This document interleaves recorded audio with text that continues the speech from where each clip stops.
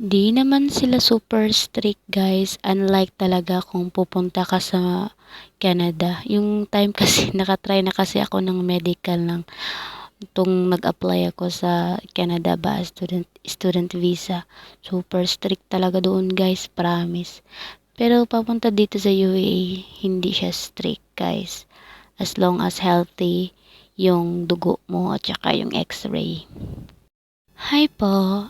I don't want to answer this question directly sa mga videos ko kasi, may mga tao magsasabi negatively na maliit lang daw. Pero guys, yun, if nasabi ko na sa inyo kung ano yung amount ng, agency fee, yun yung amount ng salary per month kasi naka-base yun guys. 1 month salary, yun din yung agency fee ng 9K. So, yun po ang salary namin dito monthly. But again, we're not teacher dito na nagtuturo talaga. We are just assisting that main teacher. So, parang hindi naman siya ganyan kaliit for me. Kaya lang siya guys. Hi po everybody. Ang una po ay attestation. Yung attestation kasi after na apostille yung TOR at diploma mo, ipapa-attest mo yun. So, once you have the attestation, tsaka pa ma-start yung process ng visa. Wala po akong idea about curtain rod. Maybe sa mga market po or sa mga store na malalaki.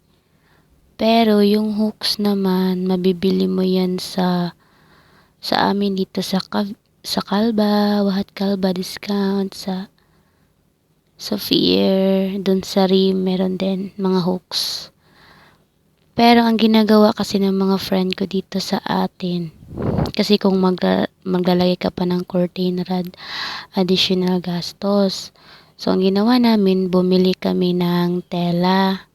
Tapos, yung tela, dinikit namin sa dingding gamit ang glue gun at saka stick glue.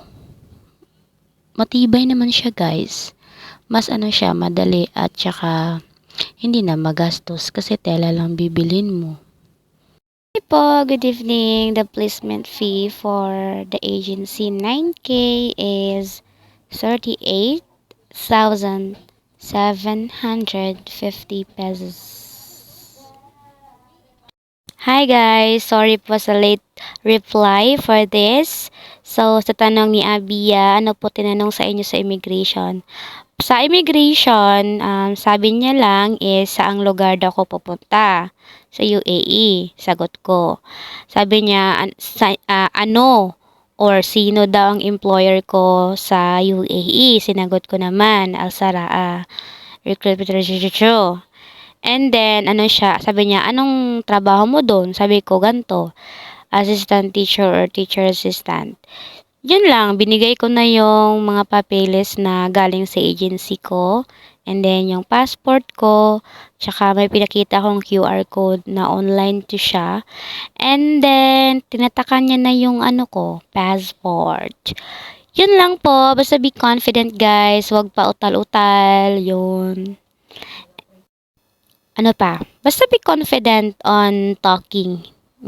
Tapos, huwag mo sabihin na, hala, nakalimutan ko. Dapat be prepared. Oh. Kasi di natin alam kung ano yung tatanong. Hi guys, it's me again. So, if you want to apply as an assistant teacher again and again, please check the agency, the legitimacy of the agency. Hindi porket sinasabi ng mga teachers na mga influencers dito sa TikTok, hindi na din kayo magre-research, di ba? Baka, basta yung agency ko po is 9K International Manpower Recruitment Agency. May iba pang agency na legit is Red Arrow. Ano pa yung isa? Sauce ba yun? So, sa amin, sa 9K, ang placement fee is 38,750 pesos. And you can message them sa FB page nila. And then sa mga TikTok na madaming followers. And then you can visit their branch po. I-search nyo sa Google.